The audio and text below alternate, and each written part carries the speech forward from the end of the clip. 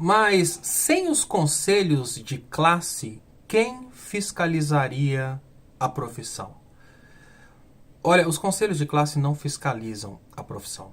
Essa é a justificativa dos conselhos de classe para tomar o dinheiro dos profissionais. O que os conselhos de classe fazem normalmente é utilizar esse dinheiro para, de uma forma ou de outra, comprar coisas superfaturadas, promover eventos do interesse dos diretores e do corpo que compõe os conselhos de classe e reservar mercados. A gente precisa concordar que os conselhos de classe reservam mercados, mas existem outros mecanismos para reservar mercado. Se você pertence a uma classe profissional e acha que está sendo beneficiada porque o seu conselho está reservando o mercado para você, o que você precisa entender é que, em contrapartida, os outros conselhos estão tirando de você, às vezes, o direito de exercer uma coisa que você poderia fazer. Como, por exemplo, o conselho que, ao meu ver, quem é responsável pelos acidentes com a Samarco e com a Vale, os acidentes com as barragens que mataram várias pessoas aqui em Minas Gerais, é o Conselho Regional de Engenharia e Arquitetura de Minas Gerais, no qual eu sou filiado desde 2001. Esse conselho nunca fez absolutamente nada por mim. Eu fiz denúncia de profissionais que não eram registrados e estavam exercendo profissão de forma irregular, obviamente não ilegal, porque não é contravenção penal, exercício ilegal da profissão da engenharia. Eu fiz denúncias desses profissionais. E o que o CREA avaliava quando uma denúncia era feita? Qual que era o potencial deles tirarem dinheiro do profissional? Então vamos imaginar que você é um engenheiro civil ou você é um engenheiro eletricista. De uma hora para outra você percebe que tem um profissional exercendo a profissão ilegalmente. O que o CREA vai olhar? Qual o potencial dele arrancar dinheiro daquela pessoa que está exercendo a profissão sem ser registrado no CREA? Se ele chegar, por exemplo, e perceber que a obra que está sendo realizada por aquele profissional que não tem habilitação é uma obra simples e ele não vai arrancar dinheiro daquele profissional, ele não vai fiscalizar a profissão, ele não vai fazer absolutamente nada. Ou seja, o CREA não fiscaliza a profissão, o CREA utiliza formas de usar o argumento da fiscalização da profissão para aplicar multas e levantar dinheiro. Ali ele distribui o dinheiro de formas extremamente bizarras. Agora, como que seria se a gente não tivesse esses conselhos de classe? E eu vou explicar depois porque que a OAB é um caso à parte, mas o que aconteceria se a gente não tivesse conselhos de classe? A fiscalização das profissões, ela cairia para a justiça.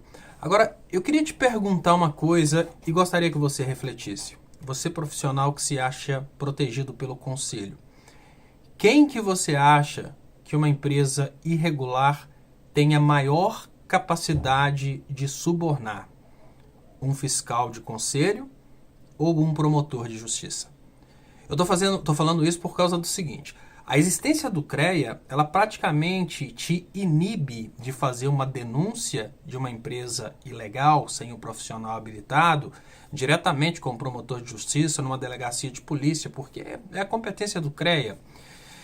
Infelizmente o Brasil está cheio de pessoas corruptas, aí aquela empresa que está irregular chega lá, molha a mão de um fiscal do CREA ou de um fiscal de um outro conselho, seja lá qual for, e vai ganhando prazo com isso.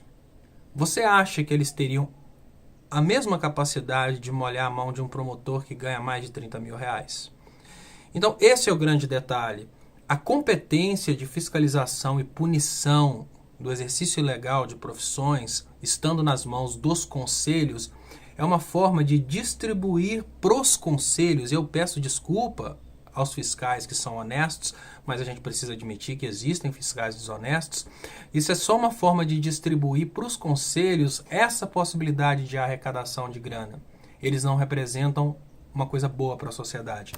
Ah, mas os conselhos precisam acabar? Não. Eles precisam deixar de ser obrigatórios e eles precisam deixar de ser autarquias públicas, porque aí, se eles não estiverem cumprindo realmente o papel para o qual eles foram fundados, eles vão perder membros, eles vão perder inscritos. Qual que é a minha vantagem de pagar um conselho que não faz aquilo que promete? Eu saio fora. Agora, hoje, as pessoas são proibidas de exercer a profissão se não pagarem o conselho. Conheço muitas pessoas da área de enfermagem que falam comigo que o conselho de enfermagem entra dentro de um hospital, nota os enfermeiros trabalhando em péssimas condições, sem os equipamentos de proteção individual adequados, assim, sem as condições básicas de trabalho. Mas a única coisa que eles fiscalizam, isso palavra de denúncia de outros profissionais, que eu não sou enfermeiro, a única coisa que eles fiscalizam é se as anuidades estão em dia. Ou seja, um conselho de classe entra dentro de um hospital só para saber se as pessoas estão pagando as anuidades. Vão cair na real. Existem conselhos corporativistas que realmente defendem os seus profissionais, mas prejudicam a sociedade. Que é o caso, por exemplo, do Conselho de Medicina. É claro que ele defende os médicos. É o contrário do CREA. O CREA prejudica os engenheiros. O Conselho de Medicina realmente defende os médicos. Tanto é que o Conselho de Medicina trabalhou para expulsar os médicos cubanos. Para quê? Diminuindo a quantidade de médicos no Brasil, automaticamente aumenta a remuneração dos médicos. Mas e para a sociedade? Diminuir a quantidade de médicos no Brasil é diminuir a quantidade de médicos disponíveis para a sociedade.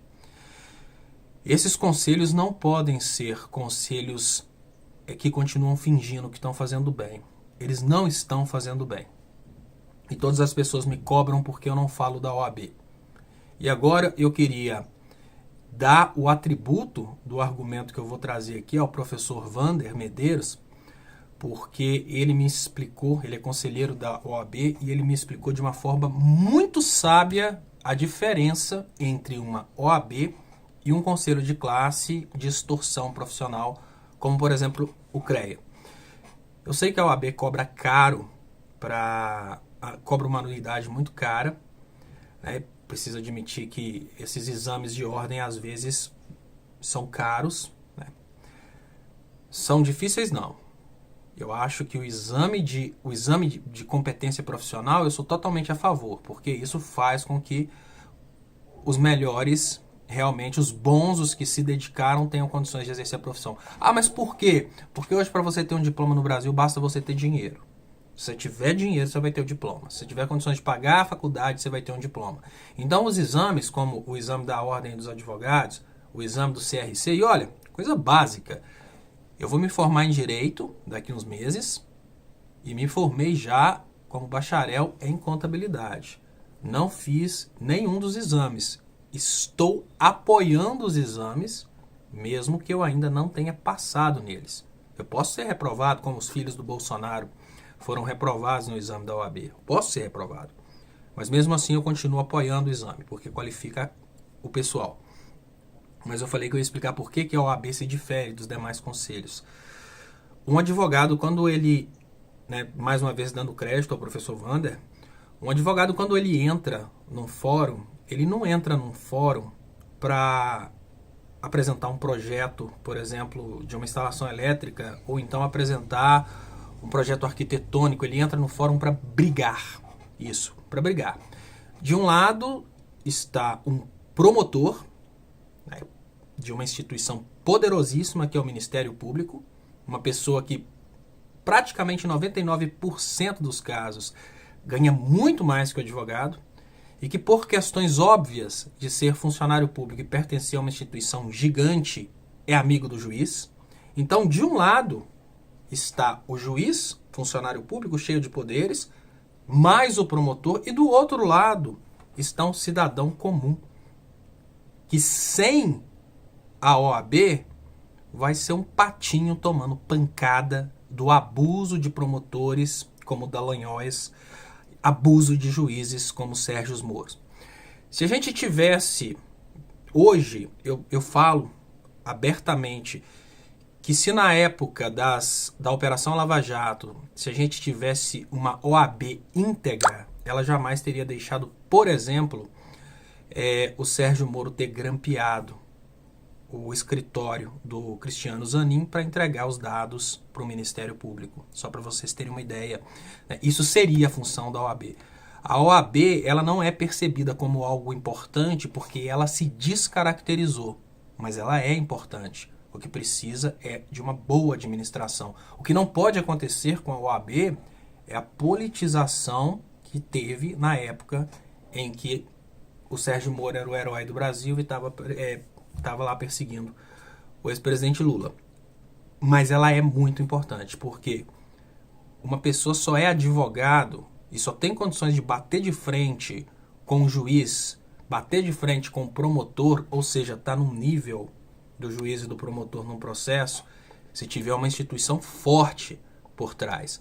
Porque senão, nunca o cidadão vai ter condições de se defender. Então é por isso que eu acho que a OAB é uma questão completamente diferente dos demais conselhos. Agora eu te pergunto, quando você contrata uma pessoa para fazer um projeto para sua casa, qual a diferença dessa pessoa ser ou não cadastrada no CREA, se ela tem o diploma e tem a experiência? O cara que vai fazer o projeto elétrico da sua casa, que diferença faz? O cara fez engenharia na universidade, ele sabe, trabalha ali vários anos nessa área, que diferença faz se ele paga ou não paga um conselho de classe? Então a gente tem que refletir sobre isso, a gente tem que pensar sobre isso. Nós estamos falando de uma doença que corrói grande parte da economia brasileira para distribuir para um pequeno número de pessoas.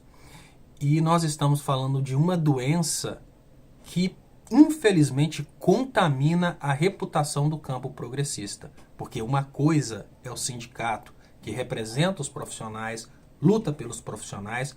Outra coisa é o conselho de classe, que só serve para extorquir os profissionais. Se a esquerda continua brigando para defender temas como manutenção da obrigatoriedade dos conselhos de classe, o que a esquerda vai estar falando com o trabalhador é mais ou menos assim: esse dinheiro que poderia ir para sua casa para você comprar um berço para sua filha, eu preciso comprar um berço para minha filha. Eu preciso montar um quarto para minha filha. O quarto da minha filha é o preço da anuidade do CREA, para vocês terem uma ideia. Então, vamos pensar dessa forma. Antes eu falava só do CREA, mas eu fui muito cobrado. E agora eu luto pelo fim da obrigatoriedade de todos os conselhos de classe.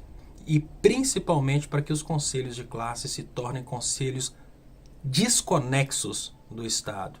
Para que eles sejam obrigados a realmente cumprir aquilo que eles estão prometendo. Existe uma diferença muito grande entre uma empresa que produz para o povo, como por exemplo a Petrobras, uma empresa que financia o crescimento e o desenvolvimento do povo, como por exemplo o Banco do Brasil, um Banco Nacional do Desenvolvimento, uma Caixa, que precisam ser públicas, uma empresa que distribui as coisas até onde não vai dar lucro para aquelas localidades crescerem, como é o caso dos Correios, com conselhos de classe. Vamos cair na real. Falar que os conselhos de classe precisam continuar sendo autarquias públicas é a mesma coisa de dizer que a partir de agora os supermercados vão ter que ser públicos. Olha, é completamente diferente uma coisa da outra. Se a gente não tiver ponderação e sensatez, a gente sempre vai ser aniquilado pelo lado liberal. Porque uma coisa é equilíbrio, outra coisa é radicalismo. A gente precisa lutar para que os profissionais brasileiros fiquem livres desse tipo de sanguessuga. E esse dinheiro que é jogado fora nos conselhos de classe pode ser investido em órgãos que representem os profissionais, como sindicatos sérios que, por não serem obrigatórios, só vão receber filiados se realmente estiverem oferecendo benefícios. E assim por diante. Muito obrigado, eu queria agradecer muito a pessoa que mandou essa indagação. Queria te pedir para se inscrever no canal e até mais.